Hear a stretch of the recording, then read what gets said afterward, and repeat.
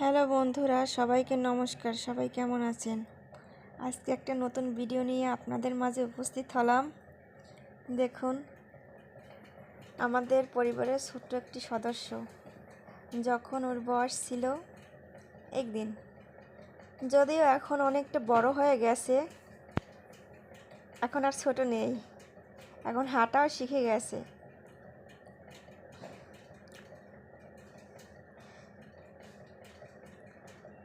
কত কিউট দেখুন।